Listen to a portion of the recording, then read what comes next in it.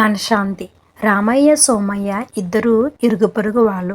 రామయ్య పేద కుటుంబానికి చెందిన రైతు సోమయ్య. పెద్ద భూస్వామి రామయ్య. ఎప్పుడూ ఉల్లాసంగా హాయిగా ఉండేవాడు. ధనం లేకపోయినా ఎంతో సంతోషంగా సంతృప్తిగా జీవితం గడిపేవాడు. సోమయ్య ఎప్పుడూ అదుర్భంగా ఏదో ఆలోచనలో ఉండేవాడు. రాత్రిపూట అతనికి సరిగ్గా నిద్ర పట్టేది కాదు. ఏ దొంగ అయినా వచ్చి తన బీరువాలో డబ్బులు కాజేస్తాడేమని భయపడి సంతోషంగా ఉండే రామయ్యను చూసి అసూయపడేవాడు సోమయ్య. ఒకరోజు సోమయ్య రామయ్యను పిలిచి, నీ పేదవాడికి ఈ డబ్బుతో హాయిగా జీవించు అని కొంత డబ్బు ఇచ్చాడు.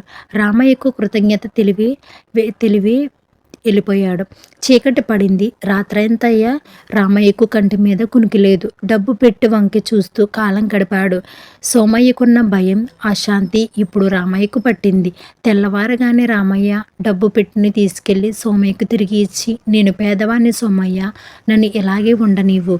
నీవు ఇచ్చిన డబ్బును నా మనశ్శాంతిని నాకు కాకుండా చేస్తుంది. నీ డబ్బు నువ్వే తీసుకో అని అన్నాడు. ఈ వీడియో నచ్చినట్లయితే లైక్ చేయండి, షేర్ చేయండి. ఇటువంటి వీడియోస్ కోసం మన ఛానల్ని సబ్స్క్రైబ్ చేయండి. Thank you friends.